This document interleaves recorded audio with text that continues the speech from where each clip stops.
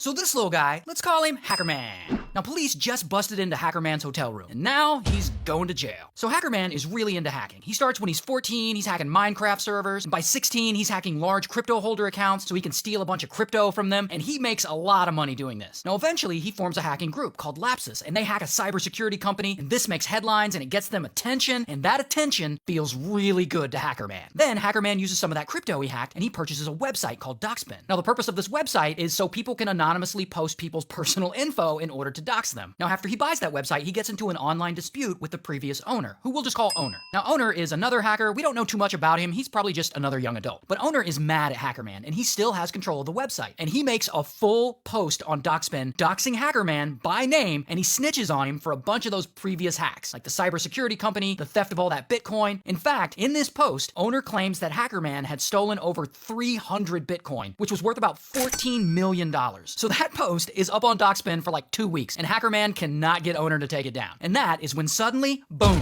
Hacker Man is arrested. He's still only 16. But this arrest doesn't stop Hacker Man. Not after he got a taste of that sweet, sweet public attention. So a month after he's released, Hacker Man and his group Lapsus, not only do they start hacking again, but they go after bigger targets. Nvidia, Samsung, Ubisoft, T-Mobile, Microsoft. But they're not stealing money. They're just releasing internal data and stuff like that. And they're loving the attention. In fact, they get so much attention from this, Lapsus pretty quickly ends up on the FBI's most wanted list. And this is the point where Hacker Man sees all this and he's like, oh shit, this is bad. I need to cover my tracks. So he reaches back out to Owner. Remember that Doxspin post Owner made accusing Hacker Man of all his previous hacks? Well, that post is still up for everyone to see. So Hacker Man reaches out to Owner and he asks him to remove it. And he also asks him to spread false information that Hacker Man isn't actually a part of Lapsus, hoping that it will throw the FBI off his trail. And Owner, who I guess is still mad about their previous fight, is basically like, you, and Hacker Man's plan backfires because Owner posts about all of this on Doxspin and he calls Hacker Man out. So after about a week and a half of being on the FBI's most wanted list, Hacker Man is arrested again. He's now only 17. So then he gets released and he's out on bail, and the court tells him he's not allowed to use the internet at all. And to ensure he won't access the internet, they stick Hacker Man in a Travelodge hotel while he waits for his trial. And a few months go by and he's still in that hotel and he's still waiting for his trial, and he starts missing that sweet, sweet attention. So one night he leaves the hotel and he walks a few buildings down to a retail store, and he buys an Amazon Fire Stick, and he gets a Bluetooth keyboard and a mouse, and he goes back to the hotel and he hooks all this up to his hotel TV, and he makes himself sort of a makeshift computer. Then, using that hotel TV/computer, he hacks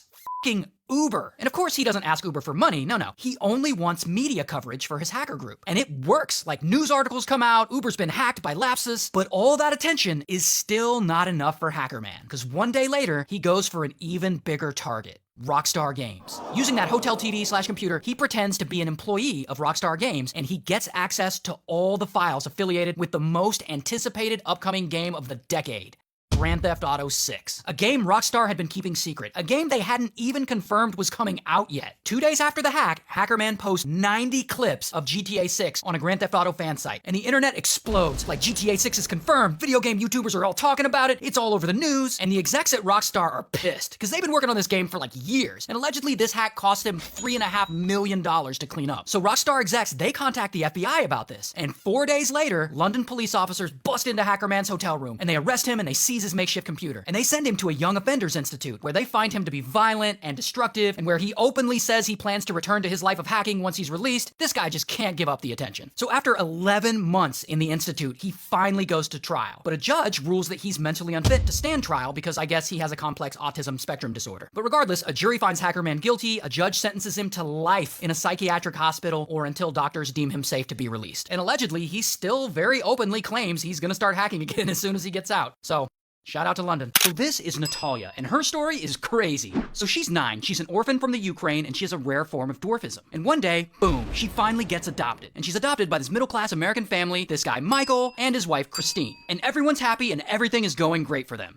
Until that first night, Christine goes to the bathroom to give Natalia a bath. And she notices Natalia's already been through puberty, allegedly. Like, she has hair down there. And as time goes on, they notice other stuff about her that they think is weird. Like, she's from the Ukraine but doesn't understand Ukrainian all that well. And so Michael and Christine get suspicious. And they start accusing Natalia of all kinds of wild stuff. Like wanting to stab them in their sleep, like trying to poison them. Like they said she tried to push Christine into an electric fence one time. Like, it's crazy. And they start to worry about their physical safety around her. So they put her in a psychiatric hospital. And by this time, Natalia's probably like 10 years old. And Michael and Christine come up with this theory about her. That she's not really a 10-year-old kid, but that she's secretly an adult. adult. An adult who just kind of looks like a child because she has this rare form of dwarfism. And they believe that Natalia, this like secret adult, is trying to unalive them and their biological kids. So when Natalia gets out of the psychiatric hospital, they take her to another doctor. That doctor confirms that they're right. Natalia isn't a child, but rather she's an adult who's closer to 22 years old. Here's the thing though that I need to make clear. That doctor is wrong. She's not 22. She's actually around 10 at this time. A DNA test later confirms this. So she's just a 10-year-old kid with a rare form of dwarfism and some mental health issues who they believe is an adult. Regardless, Michael and Christine bring this doctor's note to a judge, and the judge approves changing Natalia's birth certificate. So now this like 10-year-old is legally 22. So now that she's a legal adult, Michael and Christine move her out into her own apartment about 5 minutes away from them. So Natalia's living on her own, and of course she's struggling for a lot of reasons. Like the apartment isn't accessible for a little person. She also doesn't really like clean or bathe herself properly because, you know, she's 10, so she smells. And poor Natalia, she gets lonely living in that apartment all by herself. So she'll just like walk into neighbors' houses without knocking, like trying to talk to them. And the neighbors get all weirded out because they've been told she's an adult. So to them, she's a 22-year-old with dwarfism who smells bad and who just walks into people's houses without knocking. So all the neighbors get together and they report her to the landlord and she gets evicted. So then Michael and Christine still don't want to take care of her. So they move her to a different apartment. Meanwhile, they move far, far away from her. She's in Indiana. They move to Canada.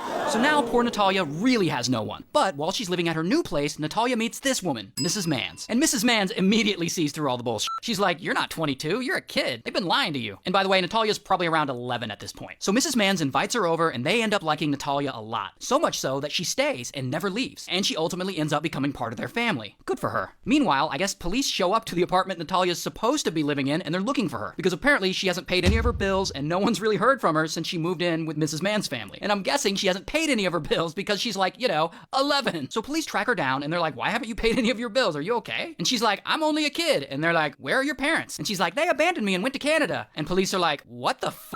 So police arrest Michael and Christine for abandoning their kid. Here's his mugshot and here's hers. And they try to charge them with child neglect, but they can't. Since Michael and Christine legally had Natalia's age changed to 22, she's not legally a child. So instead, they charge them with neglecting a dependent. So Michael and Christine are out on bail, they're waiting for their trial, and they go on a whole ass press tour trying to paint Natalia as a villain. We would find knives under her bed. And eventually, they go to trial, and Michael's found not guilty of neglect. And so the prosecution drops their case against Christine. Womp womp. But the good news is that Natalia was eventually officially adopted by Mr. and Mrs. Mans. And now it appears like she has good parents who seem to really love her and take care of her. And most of this happened like years ago, and now she's all grown up and she has a TikTok account. Hey guys, it's Natalia. I wanted to come on here and just let you guys know that this is my new TikTok. And good for her. Shout out to Indiana. So let's call this woman Sleepy. So one night, Sleepy's hanging out with her boyfriend, who we'll just call boyfriend. And they're drinking a little wine together, they're doing a little puzzle, they got the music going, it's turning into a pretty fun night. And as the night goes on, things get a little goofy and they decide they're gonna play a little game of drunken hide and seek. And they play a little bit and then they think it'll be funny to have boyfriend hide in the suitcase. So he gets the suitcase out and he climbs into it and Sleepy zips him up. And he's got just enough room he can poke a couple of fingers out if he needs to. And they laugh, you know, because it's silly, but after a bit, Sleepy decides to go to bed. She goes upstairs and she lays down in her bed and she's been drinking, so she's tired and she goes to sleep. Now boyfriend is still downstairs in that suitcase. Now fast forward a few hours and Sleepy's cell phone is buzzing and it wakes her up. And when she looks at the other side of the bed where boyfriend should be sleeping, he isn't there. And then she remembers the game of hide and seek and the suitcase. So she immediately runs downstairs and she goes to check on the suitcase. And inside is boyfriend and he's unresponsive and he's not breathing. So she panics and she calls 911. Is he awake at all? Is he conscious at all? No. And then she does CPR on boyfriend while she's waiting on paramedics to get there, but it's too late. Sadly, boyfriend doesn't make it. Apparently his lungs couldn't expand enough to properly breathe while he was in the suitcase. So then the police comes and she gives her statement, which is basically just the story I just told you. That's the story she tells and that's the story everyone believes.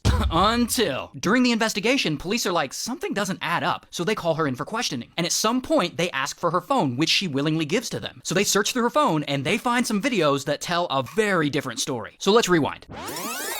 So Sleepy and boyfriend are drinking a little wine and they're doing a puzzle together. The night goes on and they decide to play drunken hide and seek. And they think it'll be funny for boyfriend to get in the suitcase. So he gets in the suitcase, she zips him up, and they have a laugh. Then, after a period of time, he asks her to let him out. And Sleepy's like, no. And he asks several more times. And she just laughs at him, says no.